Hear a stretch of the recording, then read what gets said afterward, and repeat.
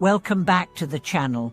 Today we are taking on a question that has echoed through the minds of seekers, sages, and everyday people alike. How do I control my thoughts?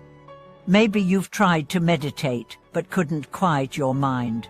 Maybe you lie awake at night, haunted by worry, guilt, or restlessness. Maybe you're overwhelmed by negative self-talk or destructive thinking patterns you just can't seem to stop. If this sounds familiar, you're not alone, and today's episode is for you. We are going to explore how to work with your thoughts, not by suppressing them, escaping them, or fighting them, but by changing your relationship to them. And we'll do that through the lens of ancient Buddhist wisdom, which doesn't teach us how to control our thoughts through force but through understanding, discipline, and awareness. Let's begin by clearing up a huge misconception. You cannot stop thoughts, you can only stop being controlled by them. The Buddha never taught us to eliminate thoughts. Instead, he taught us how to see thoughts clearly, recognize which ones are skillful and unskillful, and train the mind to dwell in peace. Think of your mind like a wild horse. If you try to whip it into obedience, it fights harder. But if you approach it with patience, awareness, and steady guidance, it softens, it listens, and eventually it serves your highest intentions. So how do we begin that training? Here are 5 powerful steps drawn from Buddhist psychology and practice to help you regain command of your mind, not through control, but through clarity. Step 1. Understand the nature of thought. The first step is recognition. The Buddha compared the mind to a monkey leaping from branch to branch, thought to thought, restless and easily distracted.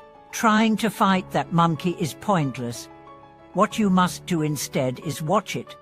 The nature of the mind is to think. Thoughts are not enemies, they are expressions of energy conditions rising due to habit, memory, fear, desire. But here's the key. A thought is only powerful when you believe it. So the real practice is disidentification. When a thought arises, especially a negative or obsessive one, don't say, "I am this thought." Say, "There is a thought." That creates distance, and distance gives you power. Try this. When a strong thought arises, pause and say, "This is a thought, not a fact." Then return to your breath. Feel the difference. Step 2. Create a point of focus. You can't control thoughts by thinking harder. You control them by redirecting your attention.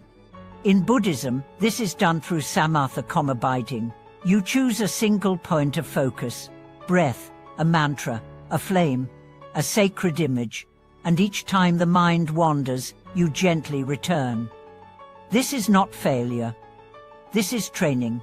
One teacher said, each return is a rep, and each rep makes the mind stronger. Start simple. Breathe in, count 1, breathe out, count 2, continue to 10, then start over. If you lose count, that's okay, return. That's the training. The more you focus on your breath, the quieter the thought stream becomes, not because you fought it, but because you replaced it. Step 3. Name your thoughts. This is a technique from Vipassana or insight meditation. When thoughts arise, name them like passing clouds. Judging, planning, remembering, worrying. Why does this work? Because naming moves you from being inside the thought to observing it. It interrupts the automatic process of identification. Try this now. Think of a repetitive thought you often have.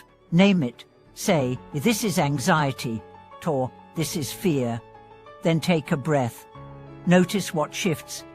Suddenly, you're the sky, not the storm. Step 4. Cultivate wise thoughts.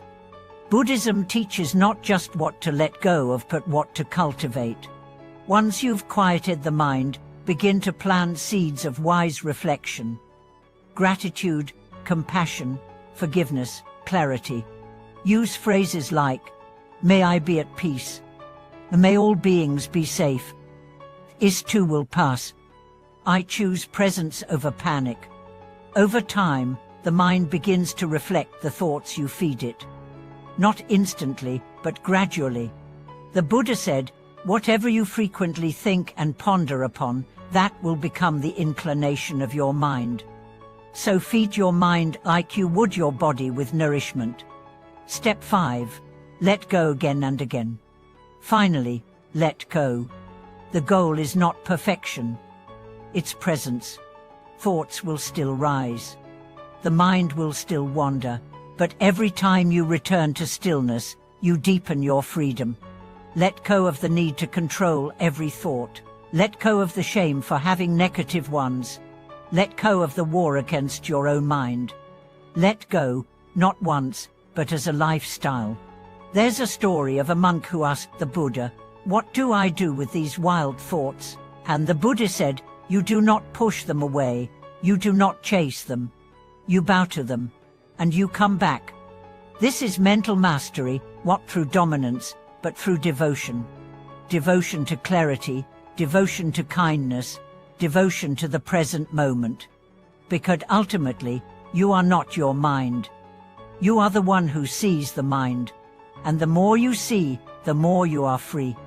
So, how do you control your thoughts? You don't fight them. You meet them. You train your focus. You cultivate presence. You choose your responses. You create space. And in that space you find peace. Now I want to hear from you. What's one thought pattern you struggle to control? And which of these practices will you try this week? Share in the comments. Let's grow together. If this message helped clear your mind or calm your heart, give it a like, subscribe to the channel, and turn on notifications. This is your space for deep thought, deep stillness, and real growth. Thank you for being here. Until next time, breathe deeply, think clearly, and remember, your mind is a tool, not your master.